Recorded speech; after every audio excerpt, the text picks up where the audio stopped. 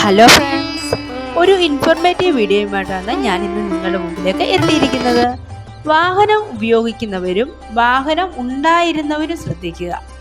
നമ്മുടെ കൈവശമുള്ള ഒരു വാഹനം ഉപയോഗശൂന്യമാകുന്ന സാഹചര്യത്തിലും മറ്റ് അപകടത്തിൽപ്പെട്ട സാഹചര്യത്തിലും വാഹനം പൊളിക്കുവാൻ കൊടുക്കുകയാണെങ്കിൽ അതിനു മുൻപ് എന്താണ് ചെയ്യേണ്ടത്?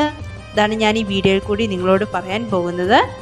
അപ്പോൾ നമ്മുടെ ചാനൽ സബ്സ്ക്രൈബ് ചെയ്യാത്തവരൊന്ന് സബ്സ്ക്രൈബ് ചെയ്ത് സപ്പോർട്ട് ചെയ്യുക. വീഡിയോ ഇഷ്ടമായെങ്കിൽ ലൈക്ക് ചെയ്യുക. ആർക്കെങ്കിലും ആവശ്യമുള്ള വീഡിയോ ആണെങ്കിൽ ഉപകാരപ്രദമാകുന്നു എന്ന് തോന്നിയാൽ ഒന്ന് ഷെയർ ചെയ്ത് കൊടുക്കുക. വാഹനം പൊളിക്കുവാൻ കൊടുക്കുകയാണെങ്കിൽ അതിനു മുൻപ് അതാത് RT ഓഫീസിൽ നിന്നും വാഹനം പൊളിക്കുന്നതിനുള്ള അനുമതി വാങ്ങേണ്ടതും RC ബുക്ക് റദ്ദ് ചെയ്തു തരണം എന്ന അപേക്ഷയും അനുബന്ധ വാഹന രേഖകളും സമർപ്പിക്കുകയും കൂടി ചെയ്യേണ്ടതാണ്. ഇതറിയാതെ അനുമതി കൂടാതെ ആരെങ്കിലും വാഹനം പൊളിക്കാൻ കൊടുത്തിട്ടുണ്ടെങ്കിൽ പലതരത്തിലുള്ള ബുദ്ധിമുട്ടുകൾക്കും കാരണമാകും. അതുകൊണ്ട് എത്രയും വേഗം അതാത് RT ഓഫീസുമായി ബന്ധപ്പെടേണ്ടതാണ്. ഒരു കാര്യം കൂടി ശ്രദ്ധിക്കണം.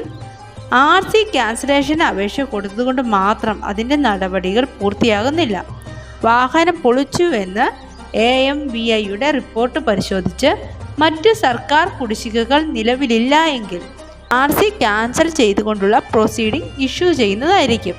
അത് നിർബന്ധമായും വാങ്ങി സൂക്ഷിച്ചു വയ്ക്കുകയും ചെയ്യേണ്ടതാണ്. അപ്പോൾ നമ്മുടെ വീഡിയോ ഇഷ്ടമായെന്ന് വിശ്വസിക്കുന്നു. ഇഷ്ടമെങ്കിൽ ലൈക്ക് ചെയ്യുക, ചാനൽ സബ്സ്ക്രൈബ് ചെയ്യുക. Bye bye, see you soon.